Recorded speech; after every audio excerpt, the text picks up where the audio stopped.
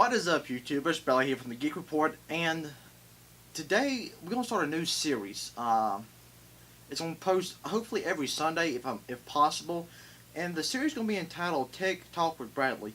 And basically, what it does is I'm gonna sit like I am now and go over the technology that is around us today and what is upcoming, and break it down to easy to understand terms so that the normal consumer, you guys, can understand and comprehend what it means and how does it impact your daily lives.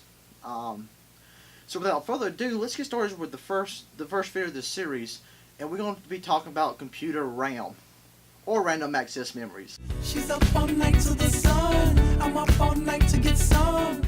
Oh, we're not talking about that. Sorry, guys. Actually, we're not talking about Daft Punk's newest release album, Random Access Memories. It's kind of catchy what they did with the RAM on that, Random Access Memories. But actually, we're going to be talking about Random Access Memory. And what is that, and how does it help your computer, and what does it do? Okay, before we actually dive into what RAM actually means, there's a whole bunch of different types. You have your DDR, DDR2, DDR3, and your laptop DDR, which has a very long acronym, but I will be here all day trying to tell you it, and it'll take up like a whole screen. So I'm going to go ahead and clear all these off and start talking about it. Okay, so before we actually get to talk about what each different type RAM was, I just explained a second ago, let's actually take a look at what the definition of RAM is. So the best one I can find floating around the internet is RAM is a type of computer memory that can be accessed randomly. That is, any bit of RAM can be accessed without touching any preceding bits. So basically what that means is when you click on an application, the computer doesn't know what you're going to do next. It doesn't know anything. So to kind of compensate not knowing what you're going to do, when you click on an application, it pulls the application. In this example, let's use Microsoft Office Word. It pulls Microsoft Office Word off the hard drive and slaps it into the RAM. So that each keystroke you make when typing is almost instantaneous.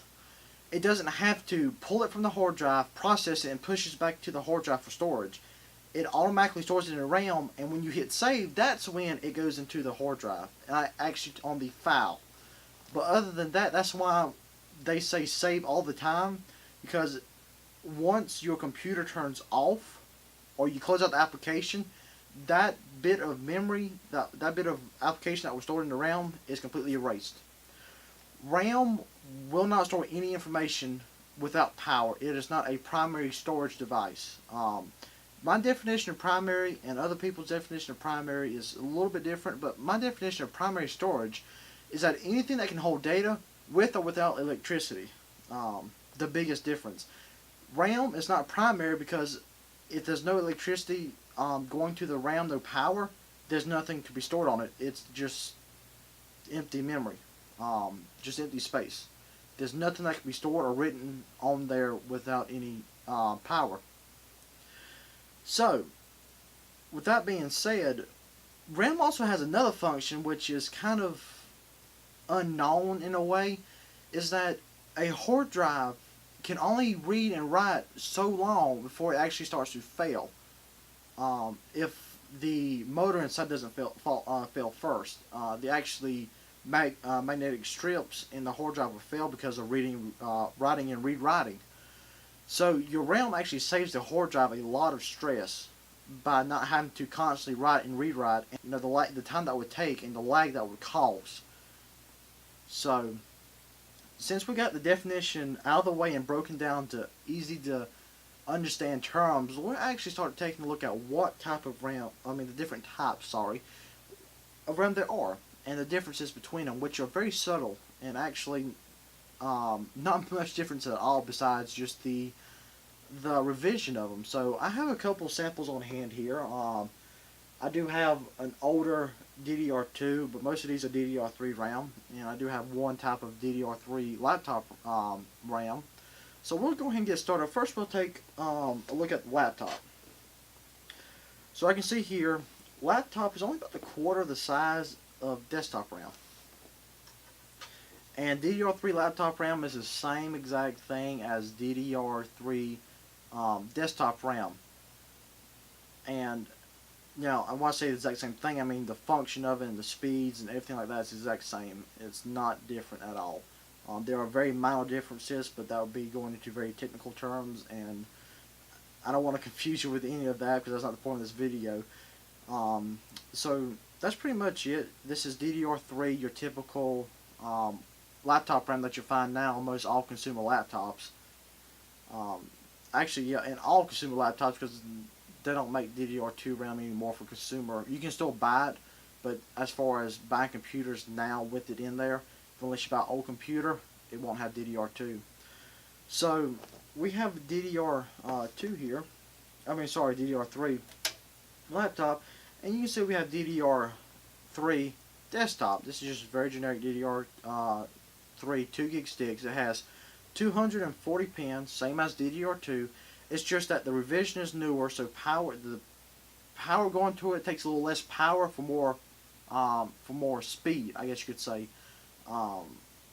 It's like putting a turbo in a V6. A V6 engine is fast, but if you stick a turbo in there, it's even faster. It's kind of the same thing. It doesn't take as much power or energy to get the extra power, extra speed out of it like DDR2. DDR2, if you wanted to run at the very high frequencies, you will have to put a lot of voltage and a lot of power into it to get it to run that high, and with that you create heat and there's some other issues. So Version 3 takes that away, and you can get the same performance but with low power consumption and low heat.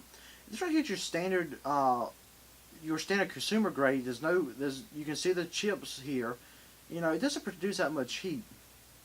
Now we look here, we look at mid performance, like I say. And this is an older DDR3 stick. This is actually OCZ RAM.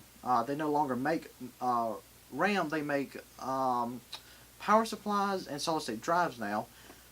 But you see here, you have this metal piece covering up the RAM. And the RAM chips, and what this does is that the metal piece dissipates the heat that caused on the high-speed RAM chips here. You know, the writing and rewriting of data from these cause a lot of heat, especially due to a high frequency.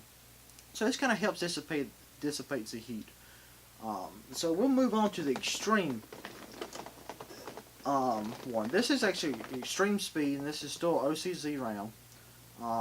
They quit making this a long time ago, and actually this right here is operating at such a high frequency and at such a high rate of transfer that it actually has this massive heat sink over it to dissipate the heat. Plus it has options to be water cooled if you have a water cooling system, you know, because it just gets that hot.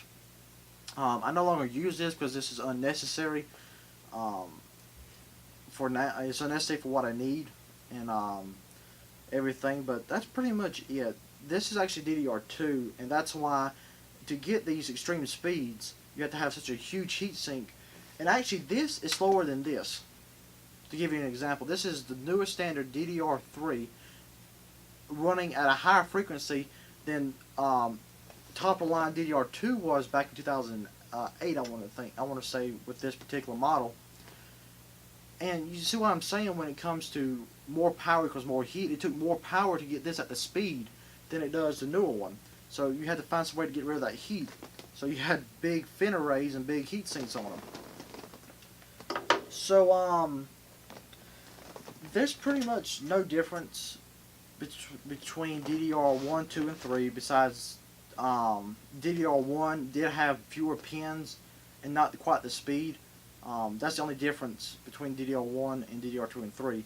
And the difference between DDR2 and DDR3 is the power consumption, how much power it took to get it at that speed.